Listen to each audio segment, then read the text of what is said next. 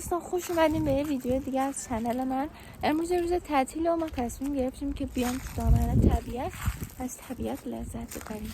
قرار امروز کلی بهمون خوش بگذره، پس تا آخر ویدیو همراهمون باشید.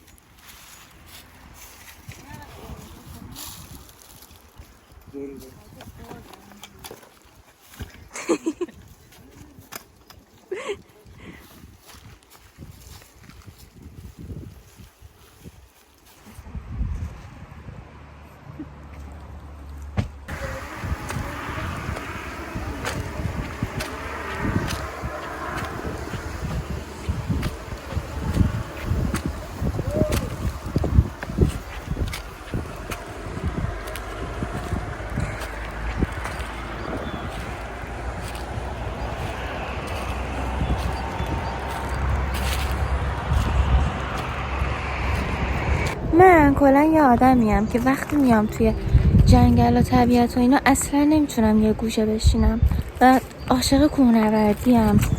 همین خیلی دوست دارم وقتی میام توی طبیعت و جنگل دور بزنم توی جنگل، همه جا رو ببینم. اون پایین رودخونه است که البته الان خیلی خشکه، ولی خب آبم داره. از اینجا نمیدونم دیده میشه یا نه. اون برم که همه زمین کشاورزیه. بعد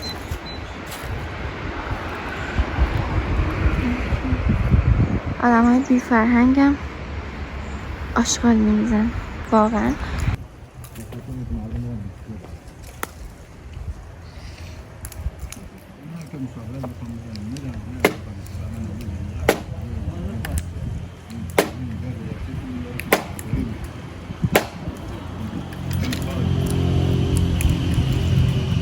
خیلی شکر.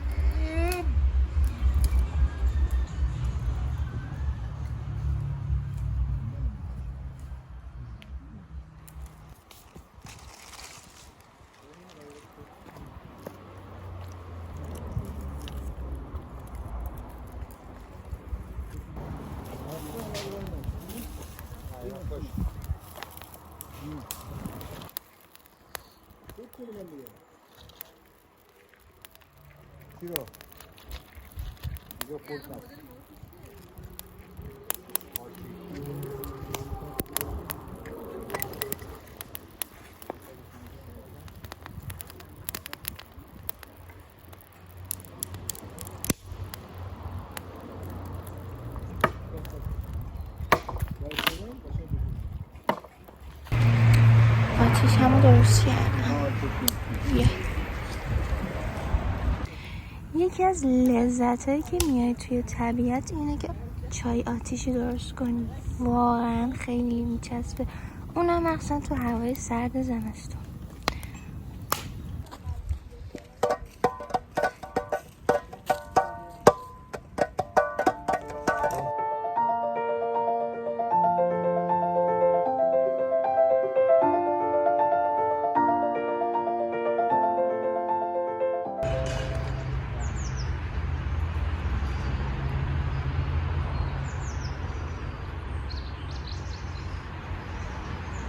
چه از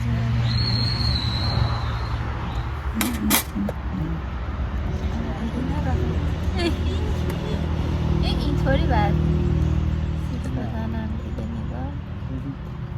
آره اینطوری درست دارم میزنم. ببینیم دارم. این دون درست میزنم. نگاه کن درست. یکم بد ولی خب برای اول ما دارم. چند تا بزنم؟ اولازی کار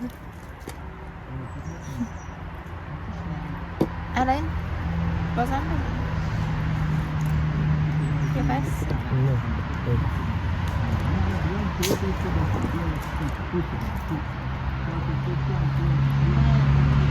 یه بسته دیگه من بزن چی کنم یه دونه دیگه فقط سر سیخ درشت زیاده فاصله نوک سیخت با اولین کبابت باید برعکس چرا داری میری فاصله نوک سیخت تا کبابت باید کمتر اینقدر باید باشه که دسته بیشتر فاصله بیشتری از آتیش داشته باشه دست